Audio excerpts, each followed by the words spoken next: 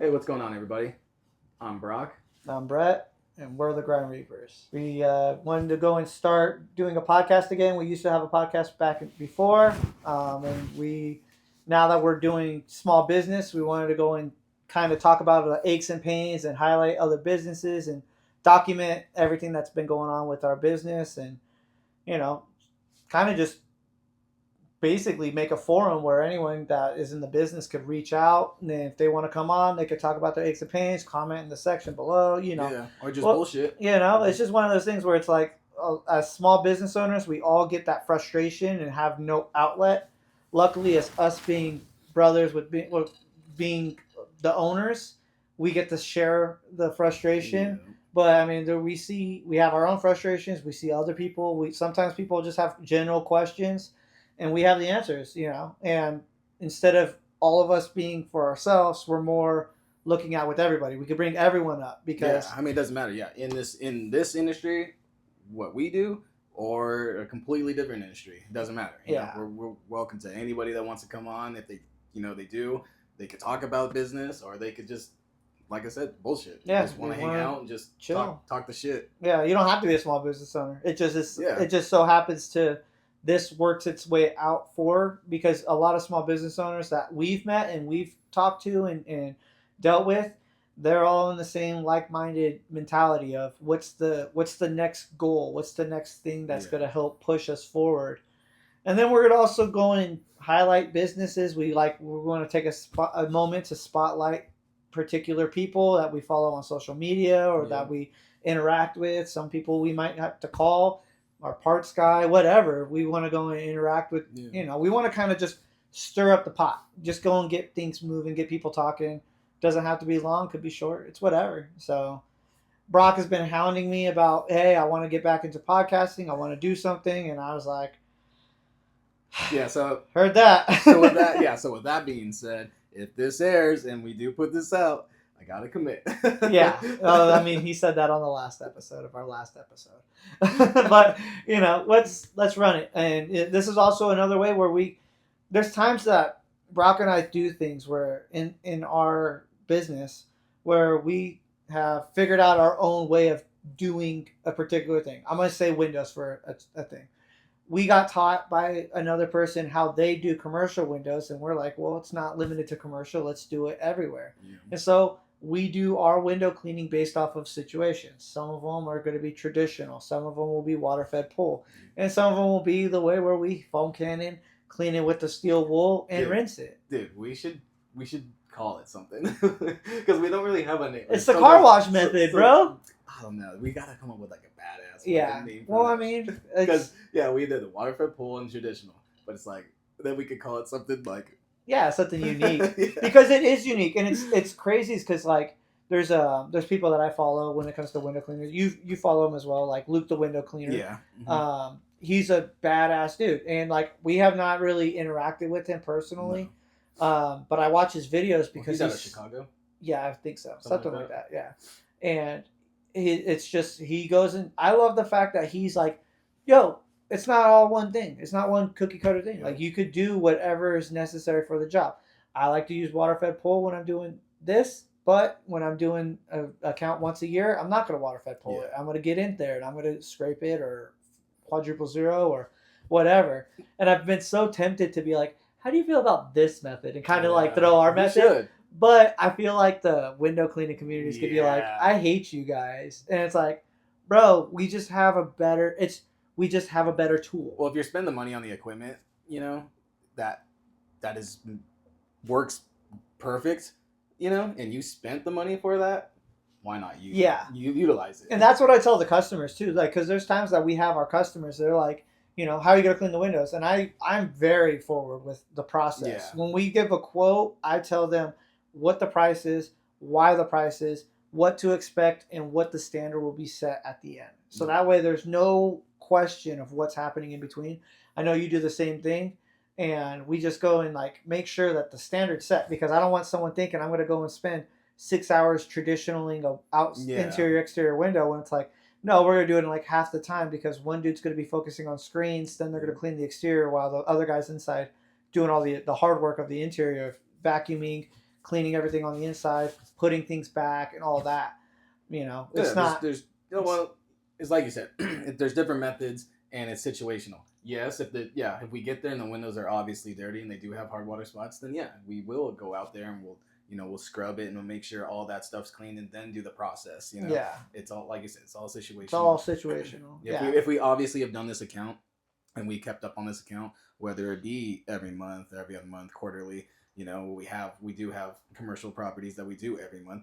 Then obviously we've already know it's already done because we already did all the hard work in the beginning. Yep. And then we're just maintaining. That's it. And so I personally like the car wash method. That's what we'll call it. I mean, it's what it is. Realistically, it's what it is. We're using a car wash tool to go and clean windows. But and we also use the J-rod to bring back pressure, so we're not even putting direct pressure. So it's like I could see where people get frustrated where they're like, that's cheating. It's like, I have a deionized tank of water. Why am I not going to utilize it? But also, like, people that do think like, oh, that's cheating, you got to do the traditional way. But we're also giving even more in a sense because we're using a hydrophobic, water. Having a brain fire here. It's the rain block technology on it. Yeah, rain block technology. Thank you. On it. So it's like actually it works really, really well. Like, it's insane how great the windows come out, and it's gonna get it's a different process, same results. Yeah. Anytime that you get your windows professionally cleaned, whether it's us, someone else, it doesn't matter. If you get your windows professionally cleaned, it's a world of difference. I didn't think that before we started. Yeah, same. Yeah. And I was like that's cool. That's lame. Yeah, Windex maybe and some paper towels. Newspaper. Street, but I used to go and use newspaper because it would go and soak the water nice. When you used to live on the streets and you had to like wash. Yeah, when I was a homeless guy.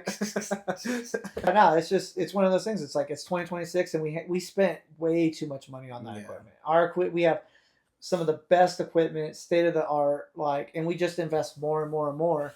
And we also develop different processes. We see one guy does it like this, and we're like, "Oh, I like that." And we see another guy do it like this, and I don't like that. Dude, the sidestepping from that. Only because I just saw it, and actually, I don't even think you posted it on the business. No, I posted it on. I posted it on a different page. I just happened to just run across that. I don't know if I saw that on. I did it on accident, but yeah, I posted it on the old podcast page. But yeah, I don't know exactly what it said. The home service industry is like this. You go out there and you make money just to spend money on more equipment because you want something to do the work faster. Yeah, because the last job annoyed you. Yeah. I thought that was pretty funny. It's super funny. It's super true because it's like, how many times have we been like, dude, that job was sick. But if we did this, if we got it would be so much easier. And it's like, okay, so then we buy a tool for it and we use it one time, and then we're like, all right, cool. Now what? Yep. But what's the next best thing? Yep. But I mean, that's the thing. Like with us, we at least invested in our business, so it's like we have so much equipment. I was explaining that yesterday about how we have so much equipment. It's ridiculous of what we have and how much money we spent. Yeah. Because it's like we're just trying to get the best result for the customer. It's not even for us. Yeah. It's what's going to give the customer the best result, because at the end of the day, we just want to provide the best service that we can provide when it comes to exterior cleaning. Well, exactly. It comes down to that. Yeah. It may help us with time. It may help us efficiently get the job done. But our goal has always been, we're not leaving the job until it's 100%. Like if we're not satisfied, then we're doing something else, or we're changing it up to give it 100%. Yeah. So that's what we're doing constantly. And actually, now that we're talking about that, take our solar panel cleaning equipment. Dude. For example, literally the last 2 weeks, we were at a job, we had a rotary brush that we usually clean solar panels with, and it broke, and we're like, cool. Like, that's awesome. That was thousands of dollars. Yeah, wasn't expecting that. Obviously, you're up there about to knock the job out, and then it breaks. So we're like, all right, no big deal, it's fine, because we have another system that we use to clean. Well, no, it's just another brush, and like the funny thing is that brush was bought because we got tired of carrying the rotary brush. Because the rotary brush was so heavy. Yeah. And then one day I was just like, dude, we should check out this brush, and I saw other guys using it. And I was like, this thing has to be good. And it was quite affordable. It was very affordable. It was literally a fraction of the price. Super light. And super light, super easy to use. And as soon as I got it, I'm like, holy crap, this thing is amazing. Yeah. I love this thing. And it's kind of been sitting on the shelf for a bit. And Yeah. But now we had to put it to use. Yeah, we put it to use. The rotary brush broke. Yep. And then guess what happened? Next week, that one breaks. Yep. And it snapped at the brass. But that's what happens. That's equipment for you. You use it, things happen. Not everything's going to go 100% your way. But it's fine because, like we just talked about, we had another tool man, to guess do the what job. we did? We did the car wash method. we went, we soaked it, we mopped it, we rinsed it thoroughly. Like I was rinsing forever. Yeah, making sure that because I was like, I ain't leaving nothing behind. I don't like using chemicals on solar panels, but if you got to use chemicals, you got to use chemicals. Mm-hmm. As long as it's clean and fresh, and obviously that customer doesn't have pets, so it's like cool. We don't have to worry about that. Yeah, no, it looked super good. Those panels all came out amazing, but it was just one of those things where it's like, instead of trying to reschedule the customer or bother them or be like make it sound like we couldn't provide the service that they asked for, it's like, no, we got you. We have spend the money to have all of these things, all these different avenues, and resources for this reason. And it did pay off. Yeah, we take a hit paying all this money to have all this equipment. Yeah. And then repair it. We still have to repair it. So it's never ending. That's how it is owning a business, though. So like there's your little ups and downs. Yeah, those jobs legitimately just paid for repairs. Yeah, because it's like they weren't great big solar panel cleanings, but at the same time, that's also another blessing because it's like it was not that big, so we didn't waste time and we didn't have to put wear and tear on our machines for nothing. Exactly. It was a quick, hey, you know what? We got to pivot. We still knocked it out in a decent amount of time, and we still got the job done, completed, full. Yeah. And so that was obviously nice. Yeah, it's definitely good to have, if you can, different, tools in your tool belt, so that way the job can always get done if something happens out there. So on this topic, I think we should actually talk about our actual equipment. Because now we kind of went when I was using the window thing as an example, and we ended up going to a full blown topic. But let's talk about our actual trucks, because people see our trucks and they don't know exactly what is built in our trucks. Yeah, so that's true. Because we even have people in the industry ask us like, "What is that? And what constantly. Are you guys using?" Yeah. I mean, people that we would think they would know right off the bat, and they're just like, "Whoa, what's that?" So you want me to go first? You want to go first? It's up to you. I mean, we can start with you because your truck was the first. Yeah. Okay. So my truck is the first one that we got done. It's a Ram 3500 diesel Cummins engine. Love it. Brock had the genius idea of saying we need to get it wrapped. I was hesitant, but I was like, you know what? I'm gonna listen to you. Hold on. I don't know if you're going to say it, but what? We wrapped that thing before we even bought the equipment. Yeah, 100%. I was not going to say that. But yes, that thing was wrapped before we even had equipment. I mean, it wasn't long before, but it was like 2 weeks before we even had equipment, before we had anything. Not one piece bought. We were like, we're going in. Once we do this. Once it was wrapped, it was like, that's a wrap. We have to do it. Like 100%. And when I was that final push where it's like, all right, boys, you guys got a name, you got a logo. Yep. Now it's time to go and force us to buy the equipment. And it came out great. My truck built from front to back. I'll just go and start with the burner. I have a 4.0 BE, or not 4.0, a 4,000 PSI BE power washer that goes and does 4 gallons per minute with the inlet. So it doesn't have a tank to buffer off of. It's just straight water hose right to it. And that thing, it purrs. Yeah, that thing. It burns. She's a beaut. And then we modified the exhaust so that way it comes out as a L shape or a 90 degree off of it. Which honestly, if anyone's running BE, I would highly recommend putting an exhaust. Like, it's literally cheap. It's the same exhaust vent you would buy at Home Depot for inside a house. Literally a couple tappers. Put that in. It muffles the sound significantly. When it doesn't shoot up, it's perfect too because we do have a ladder rack on your truck. And we do have ladders and stuff on there. So it's like that BE shoots straight up. The fire and the heat shoot straight up. So having that exhaust come out at an angle no longer shoots straight up anymore, which is nice. Granted, we never put anything above it because obviously we had to. But we had to go and work around it. But now it's not a problem. No, it did modify the sound significantly. Yeah. It dampened it like crazy. I feel like, I don't know, like it's really, that modification was probably the best thing that we did to that machine. We put hours on that machine already since having it. I couldn't even tell you. I mean, it's it's up there. It's our ride and die. Like that's our first one, and we've had very little mechanical issues that we've had to fix, but nothing that's like crazy. No. Also, that being said, brand new BE. If anyone's running a new BE, do yourself a favor, swap out the fuse. Oh yeah. Swap out the fuse and put a 30 amp, because the 25 amp, we blew one mid job one time. Yeah. Heat wasn't going to come back on. Nope. It just was gone. So just a pro tip, if you're running a BE power washer, I'd highly recommend just swapping out the amps, giving it a 30 amp. I remember what I was going to say. The vent helps prevent rainwater from going in. Yeah, that's the other tip. Yeah, that's what I brain farted on. So yeah, going and having that vent to cover the exhaust, it also covers the BE from getting rainwater in, so it protects the machine. So another pro. Yep. From there, you move forward. I got a 100-gallon DI, it is a DI tank, but it's a 100-gallon tank, buffer tank for our DI water. We got a couple DI tanks in the back corner. That deionized water, I mean, for anyone that's in the industry, you already know, is gold. For anyone that's not in the industry, it's gold. It's the hydrophobic water. It makes everything a pure, clean rinse. All the minerals are pulled out of it through the tanks, and so that tank is like, that water is so good. We use it for everything when it comes to car wash, window wash, solar panel cleaning, anything that needs a spot-free rinse. Like that's our go-to. I even like doing it for like paint when I wash the front of a house or a garage door or anything. Oh yeah, I really like using the DI.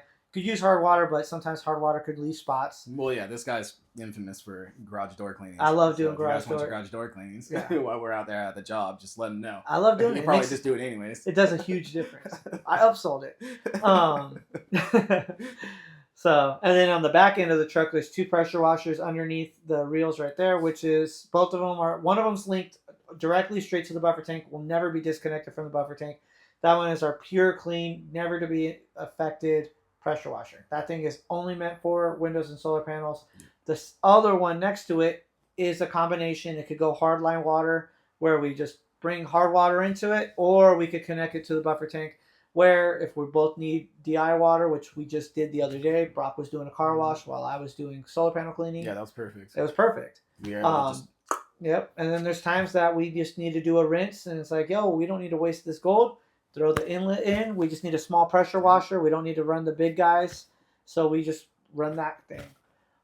We also have surface cleaners and stuff like that with BE surface cleaner, and then A+ surface cleaner. That's basically like the heart and soul of my truck is that. Yeah. And then your truck. Well, I want to note too that we got this equipment and we got it built by AM Pressure Washing out of Lake Elsinore. By Mark Solons. So he hooked it up. Jeff. Yeah, and Jeff. Well, yeah. Jeff, yeah. Jeff, the master mechanic. Yeah. Far as any... So obviously, if you're in this industry, you probably already know him. If you're thinking about getting into this industry and you happen to stumble across our podcast, then yeah, AM Pressure Washing is pretty much where everyone goes to get their stuff. And if you ever need any maintenance done on anything... Yeah, he's going to go and let you know what your mistake is, which is honesty. I love that about him, because he's not going to say it to you. He's going to give it to you in a nice way without going and making you feel like an idiot. But he's going to make sure you understand why the mistake happened. Yeah. If you made the mistake. If it's a mechanical, he'll call it a mechanical. If he made the mistake, he'll own his own mistake. And then if you made the mistake, he believes, and I'm not speaking for him, but I only know because he said it to me, he believes that he wants people to make mistakes so he could help correct it, so that way you don't do it again. Yeah. And, I mean, there's been times where I've made mistakes, and I went, hey, Jeff, I did it again. And then he's like, did you learn? I'm like, I learned. But, but that's the thing. I own up to my mistakes and let Jeff batter me. Oh, there's been plenty of times we've gone there. I mean, we go down there quite often, I mean, that's just how it works. If we have to get DI tanks changed out, because we have to get those changed out every so often, But anytime we go down there, it's like, yeah, we did this. And he's like, fucked it up again. Come on. It's like, hey, shit happens. Yeah, so in the next truck, in my truck, I got a 2500 Ram, 6.4 Hemi, and this guy likes spending money. I get the same power with less money, so I'll pay the $1 a gallon extra. Good luck with that. But yeah, so in that truck we have a Hydrotech burner system. It's a 5.5 gallon per minute, 3000 psi. and it has a 140 gallon tank in the back of it. And yeah, that's mainly for concrete cleaning, roof washes, and yeah, pretty much that. Yeah, pretty much exterior when it comes to structural. Yeah, I would say pushing out structure. more gallons per minute, so Exactly. it's a little bit quicker, at jobs because it's pumping out more water. Yeah, our roof washes, stuff like that. Mm-hmm. That one's just basically everything I have without the DI. Exactly. Yeah. Exactly. Yeah. So yep, got that set up in there, and yeah, we got another surface cleaner as well. So yeah, we do have we have the AP plus the Whisper Wash. Yeah, rocking 2 surface cleaners, and then we also have J. Racenstein rotary brush and a Solotech brush head. That's the smaller one that we use. That thing's a stud right now. That thing's holding us down. Yep. And yeah, I mean, we just have so much more equipment too. Yeah. So much more. And then also our chemicals. Like we have a laundry list of chemicals. We're not going to go over that right now. Yeah. So we started in January 20th. By December, we got a second truck built. And it was a nightmare. We were talking about getting another system. We need another system. We were doing more work, and we just couldn't sustain just one truck no more. There's way too many different things that we're doing now. Whether if he's going on doing a job or I have to go do a job, we only have one truck. So it's like, okay, we knew at this point we need another build. So I had the truck, and I was looking on Facebook Marketplace. Yep. And found a Hydrotech somebody was selling for a pretty good deal. It wasn't terrible, and I was like, cool. I was telling him, I was like, I think I'm gonna go check this out. Like, I think this might be the one. And we wanted a Hydrotech. We were talking about Hydrotech. They're a good brand. And the business used to be out here in Redlands, and then they moved to Florida, and a hurricane happened when they moved, so all their stuff got destroyed, so they stopped pumping out Hydrotechs. So I'm like, hey, cool, found this one in Facebook, in LA. I'm going to go down there and check it out. I'm like, here we go. So I go down there, check it out. I'm not no mechanic. I don't know. Yeah, you don't know much about a whole lot of stuff. The dude was like, yeah, it runs, it just, may have a little issues, staying, the burner staying on or whatever. And I was like, okay, cool. In my head, I was already telling him, like, look, if we have to fix it, we could take it to Jeff. So I shoot out to LA. It was like early in the morning, I told this guy I'd be there early in the morning. I don't remember. Anyways, I get there and I'm like, all right, cool, runs. Yeah. I mean, he showed me, the burner did kick on. So I was like, okay, it got really hot. I played around with it. It got hot. I was like, I mean, it seems fine. Obviously I already knew. I told Brett, I'm going to take it down to Jeff. Like literally as soon as I picked it up, I was like, I'm just going to take it straight over to Jeff because he knows all his stuff. And that's exactly what I did. I picked it up, drove it down to Jeff. Jeff's like, Brock, what's up? What you got? And I was like, I don't know. I was like, do I got something good? Like, please tell me I got something good. I was like, I literally just picked it up. I came straight over here. And he's like, all right, let me check it out. And he goes to the back of the truck and he's like, dude, what the fuck is this? I was like, no, don't tell me that. He's like, what's going on here? So he starts to look at it, and there's wires all over the place, right? There's all kinds of wires all over. It was house wires. Yeah, it wasn't even the wires for the machine. Yeah. They were telephone wires, like all types of stuff. House cable and stuff like that. And I was like, oh man. I was like, is it bad? He's like, I don't know. He's like, I gotta start it. I gotta see what's going on with this thing. He's like, you're gonna have to leave it here. And I was like, that's fine. I was like, I just want to know that we got something. I was like, the business just took a hit, spending the money on it. A decent amount. Yeah, it was a pretty good deal, but it was still a pretty good amount of money. Like, it was still for us at the time too. Especially for us at the time, like we were just like, oh, okay, dude. Basically, we're gonna burn through our savings. Yeah. So exactly. Like this better kick good. And then Jeff was like, let's take a look. And the longer Jeff looked at it, my god, yeah, the worse it would get. I got text messages. He would text me every once in a while, send me a picture. He's like, you need this. He's like, this is no good. And he's like, look at this. This isn't even held on by anything. Yeah. I was like, oh no. So we would order bits and pieces. And he's like, okay, now I need this. He's like, we're getting there. He's like, I think once I get all these parts, he's like, you're gonna be solid. He's like, as long as it turns on, it kicks on, it's good. Do you remember the last part that you bought before? Do you remember like before the engine? Oh no, the ignition switch. Yeah, I was gonna say I think it was something small where he was just like, dude, this should be it. Yeah, so he got I think I had to buy an ignition switch for it, and I took it down there, and he's like, all right, let me put this together and see what happens. He's like, you should be good. He's like, everything's good now. Some of the components were upside down on it. He's like, this was put upside down. He's like, that doesn't even make any sense. He's like, that's crazy. So anyways, He fires it up. He gets back to me. He's like, "Your engine's shot." He's like, "Your engine's no good." I was like, "What?" We were both like, "What are we gonna do?" He's like, "I don't know." He's like, "You're gonna need a new engine." So we were like, "All right." So we kicked this idea around. We're like, "All right. So what do we do? Do we go and find Facebook Marketplace again and find a used engine and just, replace the engine with a used one?" And Brett was like, "I don't know, man." He's like, "I think we should just pull the trigger and No, well, no. What happened was we have people that we look up to. Well, yeah. And then that's when I was like, "Yo, call Justin." We were looking for a used one. Yeah. So our idea was, do we buy used or new? Yeah. And then we hit up Justin, and then Justin was like, "Give me 2 minutes." Literally called him, called right back, and was like, "There's a motor in Anaheim if you want it, but it's new. And if you want to go on Facebook, you could buy a crappy one and do this again in a couple months, or you could just bite the bullet." Yeah, he's like, "Do you want to keep putting money into this thing when you already put hours of Jeff's time and money into it? Or do you want to just one price, pay it all, buy once, cry once?" And so I was like, "All right, Justin, thanks, man." I was like, I straight up, I was like, "Let me think about it." I was like, I'll figure it out. Let me get back to you. And so then we had a talk, and you were like, 30 seconds later, dude, just do it. Buy it. I was like, I don't even want to hear about your stupid freaking Hydrotech anymore. Buy it. Whatever it takes, buy it. Called him literally right back and was like, "All right, man. We're on our way." Yeah, tell the guy to hold it. We're literally going to drive over there right now. And we took a drive out there. Yeah. And spent... That was like another $30 grand. Yeah, almost a few grand. Yeah, $3 just on an engine for it. Side note, we didn't need that ignition switch anymore because the engine came with an ignition switch. So we got to return that. So I still have that engine in my garage. I was going to do something with it. I never did. Because it still runs, but it's not enough power to run that machine. Should have sold it with the golf cart.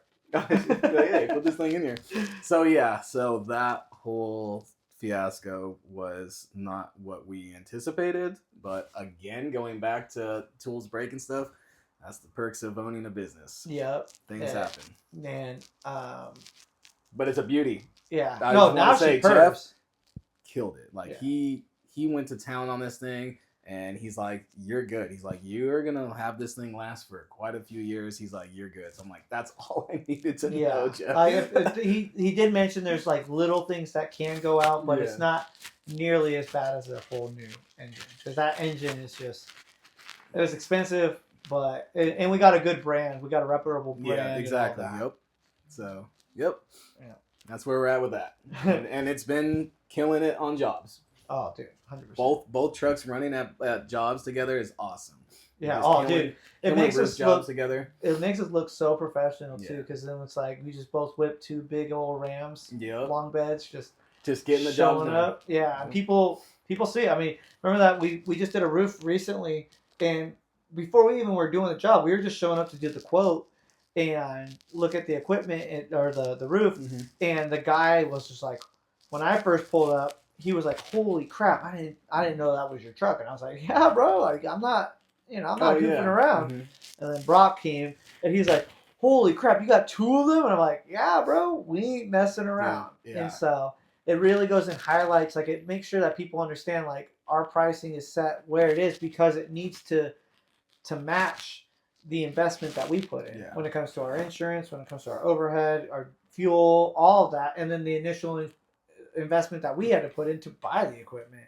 Well, it's been nice too, because like roof jobs for sure, like it's amazing to have 2 trucks running, so that way the job gets done a little smoother, more efficiently, and one focuses on one side, the other one focuses on their side, meet in the middle type thing. But also for our commercial properties, God, it's been so awesome nice to have the double trucks running, one person on one side of the property, the other person on the other, or one person at the whole another property while the other one does the other property. Yep. It's been so nice. It's been amazing. Yeah, because we're able to go and just multitask. And for us, like, this is the crew. You're looking at the Grime Reapers right now. And this is so, like, time is so precious. So it's like we're trying to go and save as much time as possible by being the most efficient. Yeah. And so, like you said, like the one particular commercial property we do, Brock knows, like, I should say not one property, one night that we both go in. We have 2 properties that night.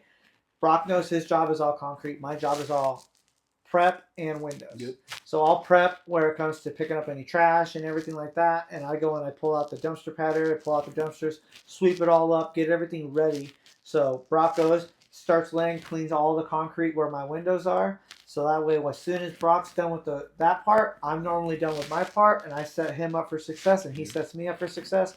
I knock out my windows, he knocks out his concrete, and then we're both rolling wheels at the same time. It's literally it's so crazy. It's almost like the same concept of being on the roof. You know, start on one side, meet in the middle. That's how we are at commercial properties. It's like bam, bam, and then we ended up in the middle, and we're like, all right, good night, dude. That was successful. Yeah, just a little town. Hey, we should have gone to Baker's, and then don't go to Baker's. Yeah. So we're thinking about going and changing things up. We talked about a little bit about the business, the equipment, and all that stuff. But let's talk about the real crappy part about this business. Yep. About owning a business as far as everyone's headache. Yeah. I don't think there's one person that's happy with this except for one group of people. That is marketing. Everyone hates marketing except for marketing people. Well, it's funny. Okay, so everyone knows, or everyone should know, or you will know, when you start a business, they always say, like, the number one thing is to always at least have the money set aside for marketing, because that's obviously how you're going to get your business off the ground, how it's going to get seen, known, all that stuff. And it is a motherfucker. It is a headache beyond any comprehension. If you know it and you are already experienced with that, or you, I guess, are decent at understanding it, then maybe it works. Yeah. But like, I wish that Google was as friendly as it makes it sound to be. Let's just start with just the main one that everyone falls into, which is the Google business page. Oh yeah, why? Everyone has this issue. Google business page verification is the hardest thing next to freaking landing on the moon. Yeah. It is ridiculously hard. And when I was doing the setup, I went and I set it up, and I thought I was verified, and I had to take pictures of my truck, take pictures of my business license, take pictures of my face. What you were eating that night? Dude, everything. They wanted a picture of my kids. I was like, why? And they're like, don't worry about it. And I was like, okay. They wanted to know your plans for the future? Dude, they wanted my 6-point business plan of how I'm going to go and make them millions. And I'm like, I got to make me millions. It's wild. It's so hard. I see it on Facebook all the time, and all our forums that we're in. It's like, I can't get verified on Google, or Google kicked me off, and I'm no longer a business on Google. It's like, it's a headache. What is going on? So my way that I had to end up doing it eventually was I had to actually directly email the Google business people and schedule a Zoom call, which they got to see me. I could not see them. I thought that was the craziest thing. Yeah, that's right. And then they would ask me questions, and I was so gung-ho about, like, just look at my equipment, check this thing out. Like, I was so ready. They're like, sir, you need to slow down. I need a bill showing that your business is at this place. And I'm like, it's a residence. It's like, literally parked in my driveway. Yeah, it's a house. Like, and so, like, luckily I had a invoice from Jay Racenstein that had my address on it. And so I'm like, cool. Here's an invoice with my business name, with my address. There you go. And it's like, it wasn't enough for me to just walk outside and show them the house with my address in the front and just show them the truck. Like, no, it was so much. I had to show them bills. I had to show them this, show them that. And then they finally let me show the equipment. And I thought they would be like, oh, that's a nice truck. They're just like, okay, thank you. We'll let you know in 3 to 6 business days. And I'm like, bro. But that's the way. You have to go and, like, you have to email them. You have to go and do a Zoom call, because apparently the AI is just not picking up the pictures, which makes no sense to me. But yeah, Google. And then when I did Google Ads, that was another headache. I actually walked through our very first Google ad that I did. I walked through it with a Google ad professional. Oh yeah. And this guy, he did a decent job going and filling out all this stuff, but he would drive me nuts because every single time he would call me, I would need to verify my business number. And I'm like, dude, I'm on a roof. I can't verify my business number. I'm Brett, Grime Reapers Cleaning Service. I'll give you everything. I just can't get you the 8-digit number that you assigned to me, but I'll give you everything else. I'll tell you the address. I can tell you everything. I just don't know that off the top of my head. I should have just tattooed it on my thumb. But like, my frustration is, it's like, you're calling me. I could totally understand if I called you and you're like, hey, I need to try to verify. Yeah, exactly. It's like, you obviously already know because you're calling me. Yeah. And the thing is like, we've talked to each other. And so every time he calls me, it's the same two people talking. So you would think by now you would know my voice, Yep. you know how I speak. And I even told him, like, last phone call conversation, we talked about this, this, and this. So I even tried, because at one point I was so frustrated. I said, if you're going to ask me for my number, I'm going to cease working with you. I will no longer work with you. He told me, I need your number. I no longer work with that guy. I straight up was just like, I'm done. I'm over it. If you like, Yeah, I if just you can't don't get your shit together. I just don't get it. It's not going to work for me. So I just completely just stopped that ad, because anyways, we spent so much money on ad and got zero out of it. The money that we spent over ad spend just last year, I don't even want it. And then not gotten anything, not one lead out of, is depressing. It was frustrating because I'd get phone calls for, hey, are you hiring? Or text messages, hey, are you hiring? And every time those clicks are happening, it's charging us $6, $7, $12. Some of them are $50. Yeah. So $50 to $30 is like, so for nothing. Ghost leads. And then over time, we've slowly been in and out of Google Ads. Currently, zero Google Ad. We're not doing it. We're over it. Every time we get back up on the Google Ad train, we're like, yeah, okay, this is our time. Same exact thing every time. Nothing. All of a sudden, the bill comes and it's like a few $100s or so on and so forth, and it's just like, for what? We didn't even get anything. Yeah, I didn't even do anything. So didn't give it a phone call. Like, no. So the other way of marketing that we do is flyers and yard signs. Brock is a maniac with yard signs. He's done a ton. If you're in the Menifee area, I'm sure you've seen it everywhere. Actually, someone just told me last night that they saw it. Like, I seen it over here at this section and this section. I was like, yeah, I'm sure you did. Yeah, they're everywhere. Yeah, but we also do flyers. We order those through Vistaprint. Yep, do a lot of flyers. You know, if you're a newcomer and you don't know about Vistaprint, they do offer 40% off every once in a while. Take advantage. Like, that thing is amazing. Yeah, they offer that quite often. So if you're thinking about getting flyers or business cards or, whatever, door hangers, pamphlets or whatever, check out Vistaprint. And I'd strongly suggest getting your stuff dialed in and design it, but then maybe not pull the trigger just yet until you see a 40% off email. Because it's not 40% off one item. It's the total transaction. Yeah. So you can order business cards and flyers and mailers or whatever you want. It's 40% off the total transaction. 40% off is a lot. It's huge because it's like it turns your flyer, your one sheet of paper, from like a quarter to 12 cents or 13 cents. And that 13 cents, that goes and makes the difference of 1,000 flyers to 2,500 flyers. Yeah. So it's like if we just did it recently. We ordered 2,500 flyers on our last batch, and we normally do about 1,000 to 2,000. And we're like, well, because we got the 40% off, we're like, well, we already know how much money we want to spend. We just bought the 2,500 because we're comfortable spending that much money. Yeah. And then because it's on such a severe discount, 1 job, 2 jobs pays it off. Like, with the flyers that Brock just created, they've already paid themselves off because of the amount of interaction that we've gotten off of those flyers. And that's the thing too. It's like, if you're new to this business or you think about getting into this business again, flyers aren't like the end all be all. Like, you're not going to get jobs because you did flyers. Like, you could get jobs. I'm not saying you're not going to get jobs completely, but it's not you're going to go land flyers out in one community and all of a sudden you're like, yeah, I'm about to get all the calls. No.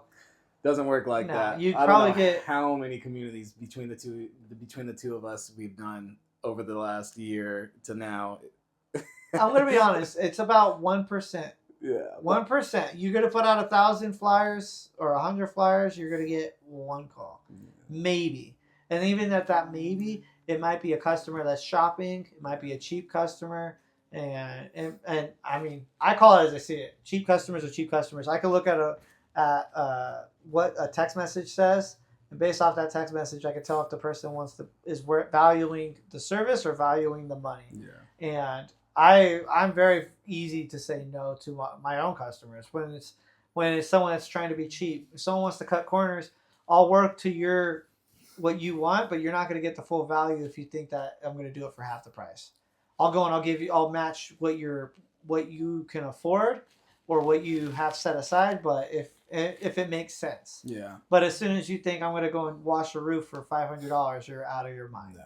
Yeah. Or I had a lady tell me I was too expensive for a concrete clean, And she said I could get a guy to do it for $120, and I said, please be careful. That's the funny thing about that is like the people that say, because we had just talked about this on Instagram or whatever it was, where people were like, oh, I can get this guy to do it for 200, whatever, whatever the price is, and it's just like, well, where is he at? Yeah. Why am I here standing there doing this estimate thing? Yeah, there's a reason why you called me. You want the value. Yeah, if you don't want the value, you want a professional to to come in here and handle your stuff, and the peace of mind that you're gonna get it handled, and it's gonna be complete, and it's gonna be professional. But real quick, because I just want to go back to the flyer thing real quick before we speed off into something else. The flyer thing, like, it is like depressing sometimes handing out so many flyers and going to so many communities and not getting any phone calls. But I always just tell myself, like, peace of mind for me is doesn't matter as long as the business gets out there. As long as I want it in your face. Like, if you don't call, if we don't get the phone calls or whatever, I just feel good at least knowing, like, all right, well, they're gonna see the logo. I want our logo. The thing is when we do our flyers, and we do them quite often when we're not busy, like, it's pretty much like we're constantly doing something. Yeah. And if we have, like, I just spent like 2 hours the other day doing flyers, and off of that 2 hours I did get a phone call, and it's like, and it was a pretty good ticket, and they committed. So it's like, there's very much, like he said, it's daunting, because it's like you go and you'll put hours and miles behind your feet and all that, and then you get the one phone call, and it's like that one phone call made that huge difference. But when it comes to flyers, one thing I always say is, like, that situation where Brock's saying, like, you're gonna, you hope someone's gonna call, but it's probably gonna end up in the trash or something like that. Mm-hmm.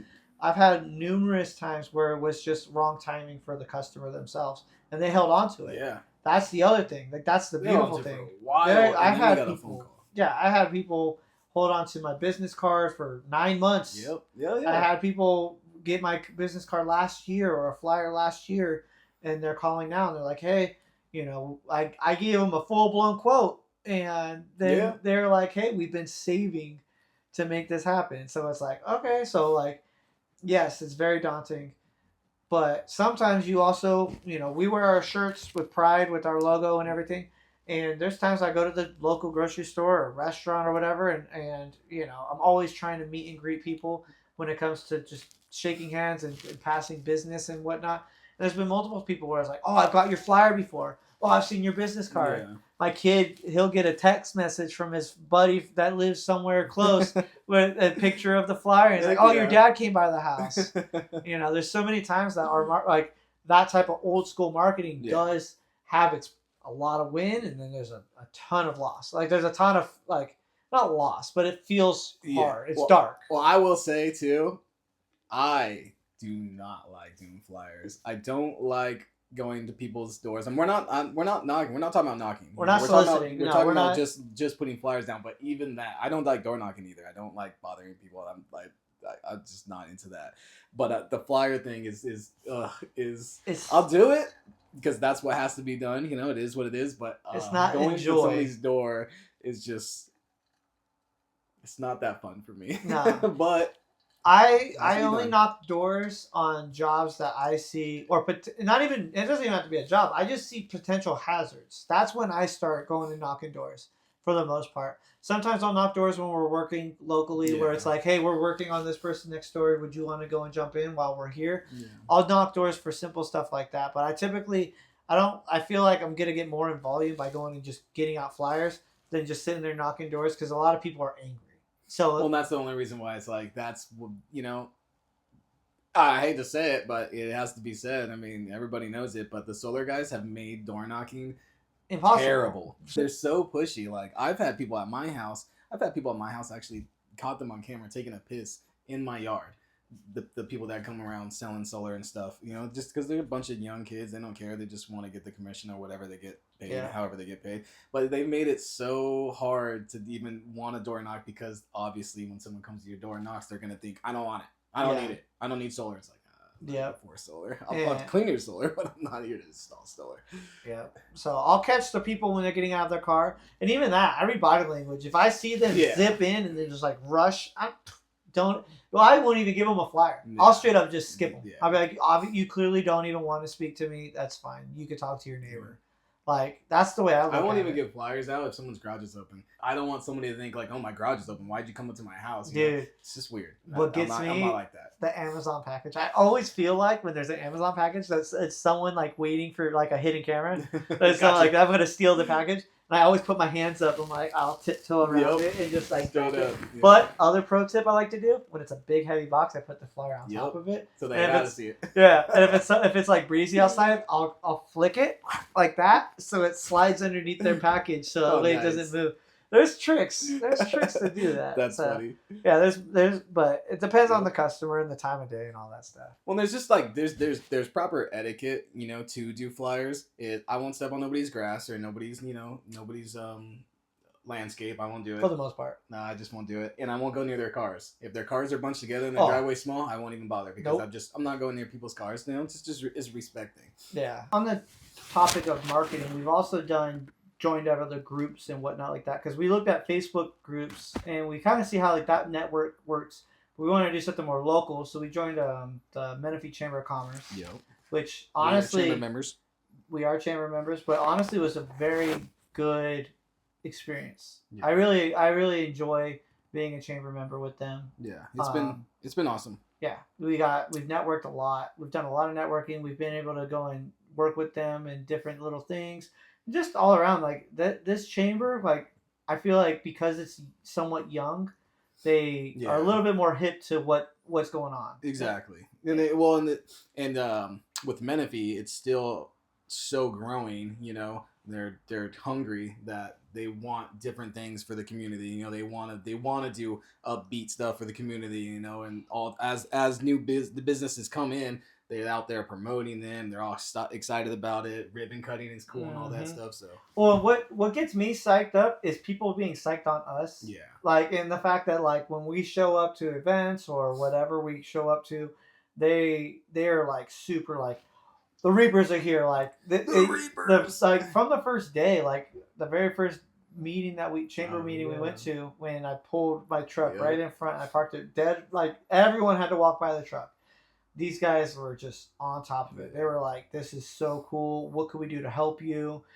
Katie, the president, she was like, what could I do to help you? Multiple times. She's a great person to go and just look up to and talk to. Yeah, Damon's been awesome because, he's anytime he can think of anything or he knows somebody that might be a good connection for our business, he's quick on it, so I will give him that. He's on point on that. Yeah. So, everything's been pretty good. Yeah. Going to the events is nice, too. It's definitely, we've never done this before because this is our first business that we've owned, so it's like, this is all new to us. So going to the events it's different, but it's cool. What only thing I didn't like about what Damon did was when he tried to separate us. I don't like when people try to step in between us. He was trying when we were at an event and we were both just standing next to each other. Yeah. He walks up and he goes, "What are you guys doing?" And we're like, "Just chilling." And he's like, "Don't you think you should go meet people and go mingle?" And we're like, "Yeah, we will." And he's like, "Yeah, you guys talk a lot. You guys should probably go talk to other people." And I was like, I like how he delivers it because he's kind of just like, isn't that kind of weird? Yeah, like, you guys should go do something. Like, why'd you come here if you're just gonna stand and talk to each other? And that's what, and I do appreciate that because I know what he's doing. He's like, the only way you guys are gonna get people to notice you or to actually get people to maybe want to hire you is so they can actually talk to you. Yeah, they're not gonna come up to you if you guys are just sitting there with your hands in your pockets. It's like, you ain't wrong. Yeah, so he kind of just called us out on it, and it did make us more open. Yeah, we still walk in a pack together. Yep. But what we'll do is we'll turn. Once we go and find two people, we turn. Dude, there's been multiple times where it's like you'll be having a full-on conversation with somebody, and I'm over here like blah blah blah, and then we'll end up like connecting. And it was like, oh hey, what's up, everybody? And it's like, oh wait, I was just talking to this guy. You should check out this guy. And then, like it's almost like we're intermingling the own people. Exactly. Yeah, and we introduce people, and we don't even know them. We're like, oh, we just met, but hey, check it out, you guys. What's up? Yeah. And then they ended up talking. So with the chamber, we actually met Heather of the Menifee Experience, and we want to take some time to talk about her. Yes. And her business. We talked about her in the ad, and she runs a digital marketing magazine or newsletter. On her website it is menifeexp.com, and super cool. Yeah. She like when we before Brock even met her because he met her first. Yeah. I was already like we were already following her Instagram and like following her story and everything like that. And I'm just like, dude, this lady's cool. She's got a podcast. Like, we should look into like trying to go and find out more information, maybe ask her questions and all that. And it opened up an opportunity for us to meet her. And Brock met her first at one of the chamber events, and he was like, dude, you gotta meet her. So then eventually, like, it came to us just messaging with each other, and then ended up being like, yo, we're gonna come on your podcast.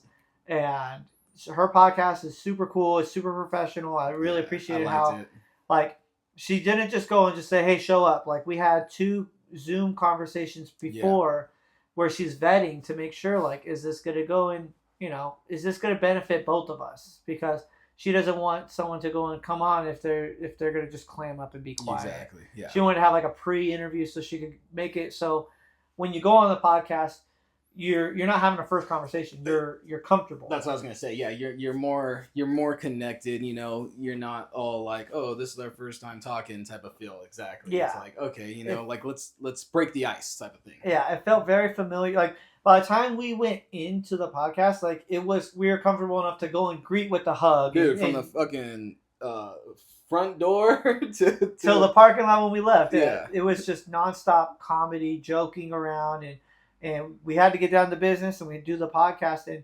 and like the podcast was kind of like just like it felt like for her, from my perspective, like we didn't get enough out in a sense because there's so much for us to talk about. Well, because like we did the podcast, which is roughly 45 minutes. You can see that on YouTube. Go to her YouTube. It's the Voices of the Valley podcast, and you go to Menifee XP on YouTube, or you could go to her Instagram, click the links, go to her website. She has so many different outlets and opportunities for you to find her, but her podcast alone, you could listen to it on Spotify, Voices of the Valley, or on YouTube, you can watch it. And if you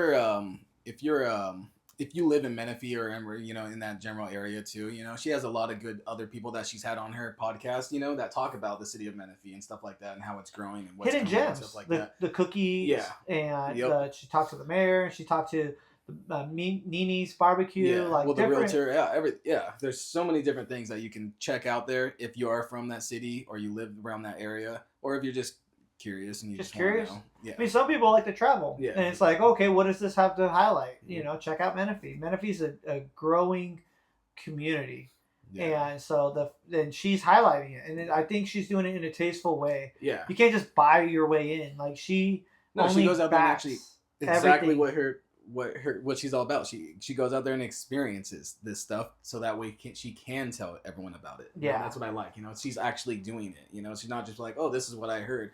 No, she's actually experiencing it herself so she can talk about it. Yeah. Well, what I was saying was we did the 45-minute podcast and then spent 2 hours outside the podcast still talking with each other. And like we just made so many jokes. And then that's also like, so that's what, almost 3 hours. Mm-hmm. Before we even did the podcast, we did 2 hour-and-a-half Zoom calls with her. So it's like we spent like 6 hours just chopping it up with her. I didn't even think about that. Yeah, it was so fun. And like, I look at her as a friend. Yeah.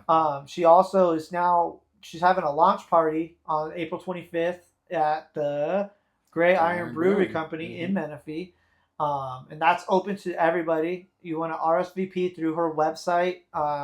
I don't have the link exactly, but if you go to her Instagram, click the links. There is an RSVP page. It's open to the general public. She's passing out her very first issue of a business pamphlet to go and highlight different advertising opportunities. Physical copy of her newsletter type deal. Said she was gonna, she's planning on either getting a DJ or a band. Yeah. And it's gonna be some giveaways. Yeah, there's gonna be giveaways. We're actually gonna go and donate to the giveaway because we stand so far behind her. We want to go and just put everything we can to help push her because she's pushing us. And she knows a lot of cool people in all types of different businesses that she's met through doing this, that she's actually became really good friends with, and it's really cool to see. Yeah, somebody that's actually real and not just like, whatever, I'm just here for the money or here for, just to do this just because or whatever. She actually appreciates everything. Yeah, she takes the interest. Like, it's not like it was just business. Exactly. Like, we were talking about our kids, everything. We talked about so much stuff about our past growing up with each other and all that stuff. Like, well, I just seen that she just did a video, the sandwich shop down there in Menifee, and her kid was filming it, so I thought that was cool. Yeah, so that's awesome. And so yeah, at the end of the day, definitely if you don't already, give her a follow. It's Menifee XP on Instagram, basically all social media, YouTube. Check her out. Watch the Voices of the Valley, and then to reiterate, she has having her launch party April 25th. Yes. It's a Saturday from 4 to 8. I did forget to mention that part. So yeah, from 4 to 8. I'm sure it'll probably last longer in the parking lot. Check it out. Yeah. If you guys are in the area or you want something to do on the 25th, check it out. We're going to be there. We're going to be there. Yeah. It's going to be awesome. Yeah. I'm excited. Definitely something to look forward to. That being said, we've also had some crazy networking events that we've gone to. And, we're going there. We that, because we can't just always talk about some like weird stuff where it's like technical. Yeah. This one was crazy. This one where it's like, Brock has brought things to my, like, it's funny because maybe some David Koresh. Yeah, we bounce ideas off each other, whether it's equipment, marketing, whatever. We always just like, hey, what do you think of this? And someone reached out to Brock. We're not going to name any names on this. This is just straight up, sorry, but this was just, we were both just like, what the hell did we walk into? Straight up. How do we get out of this? And can we snake our way out of this? Yeah. And so it felt like Waco, Texas. Brock got invited. We went to a restaurant to go to this meeting. And in theory, pretty solid network. Mm-hmm. Honestly. Had some heavy hitters in there. They had some pretty cool people. And like the couple people that we spoke to prior to the event starting, pretty cool people. Yeah. Honestly, one guy we actually met at a different event. So we're like, oh, okay, familiar face. So we're like, this could be potential. We could possibly join this networking group. And then once it started, it was like once the cheeseburgers started coming out. Dude, and then to be sitting there talking with somebody, a farmer, that was cool. The farmer was cool. Yeah, that was awesome to, okay, like the whole meats and stuff like that. Like that was nice. It just wish it wasn't in a weird package deal. No, because we're at a Mexican food restaurant eating cheeseburgers. Cafeteria burgers. Yeah, cafeteria. And what was weird is like all of them looked exactly the same, so it was like very. Dude, they were pumping those burgers out left and right. Like they kept coming out like, who didn't get a cheeseburger? And I'm SpongeBob is in the back. SpongeBob is out there making Krabby Patties, and they're sitting in Krabby Patties. And these things were thick and big. I'm pretty sure everyone ate, and they still were bringing out burgers. Like, who didn't get one? It's like I'm pretty sure everybody. It was very wild to say the least. It was. But then the event started, and this might kind of give a giveaway of what it is, but like the talk about the structure.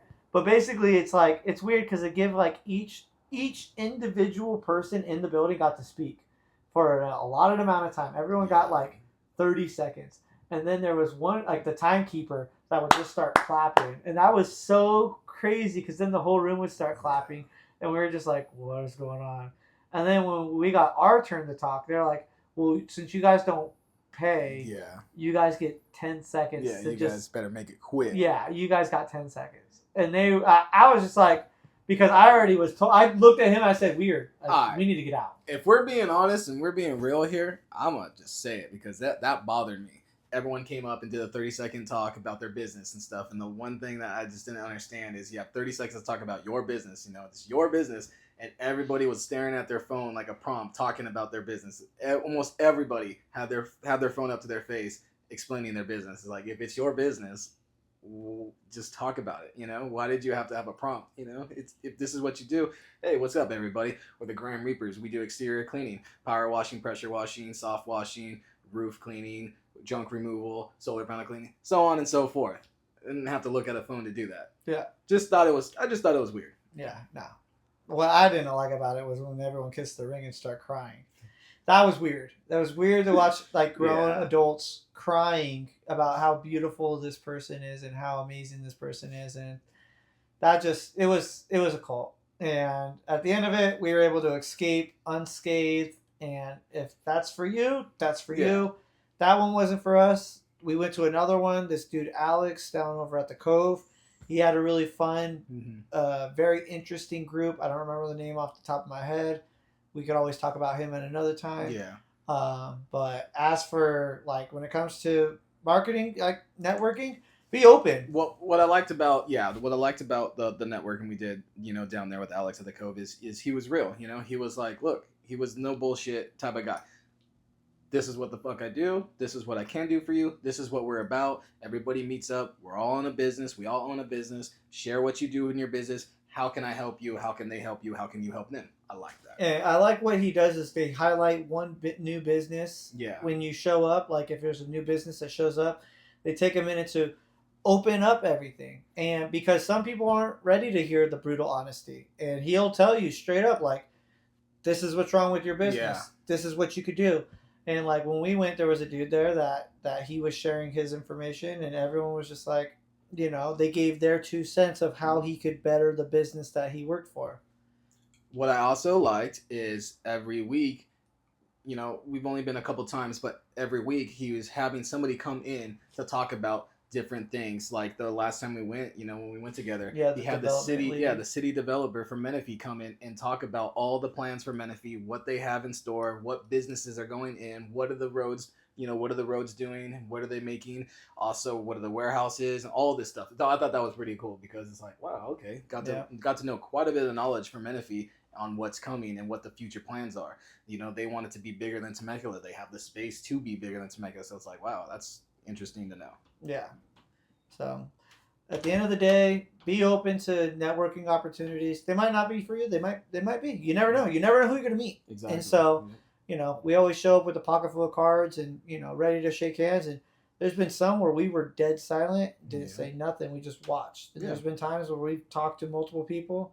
We went to that Halloween event. We talked to the pizza guy. And we just cleaned with him because he just wanted someone to talk to. The tattoo guys. Mm-hmm. Yep. So you never know. Those things they're always an opportunity. Yep, that's it. And that's all. Well, it's all what it is. The networking events is all about opportunities. Take it with it as you will. So that being said, I think it's pretty good to wrap it all up for today. Okay. Just to summarize, don't forget to go and reach out to the Menifee Experience, Heather. She's Menifee XP on all social medias. She's having her launch party on April 25th from 4 to 8. You do need to RSVP, so click the link on our Instagram, follow it, RSVP, open to the public. At the Gray Iron Brewery. Yep, at the Gray Iron Brewery in Menifee. It's going to be tons of fun. She's trying to either have live music or a DJ. And she wants to do giveaways. We will be there. We're going to go. We have a giveaway that we're donating as well. Just because she's taking the time to go and broadcast her stuff, we want to go and show our full support. Yeah. So make sure, check out Menifee Experience. Also, you can find us anywhere at Grime Reapers CS and also our website, grimereaperscs.com. Yeah. We're on Facebook, Instagram, LinkedIn, anything. Pretty much you could go and Google Grime Reapers cleaning services or Grime Reaper CS. We're going to pop up.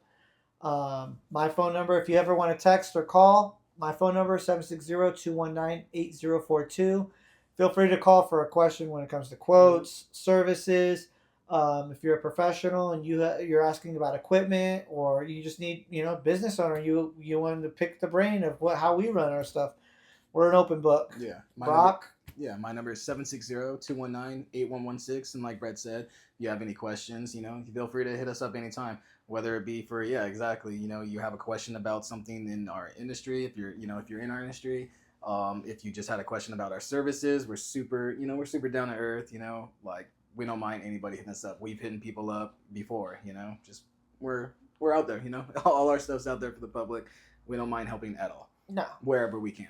Yep. So GrimeReapersCS.com. Yep. And if you want, make a group chat, both of us in it. Then you get both knuckleheads. Yep, that's true. Yeah, if you just want to bullshit. Yeah. Got our numbers. Yep. So yeah. Thanks. We'll catch you guys next time. Thank you, everybody.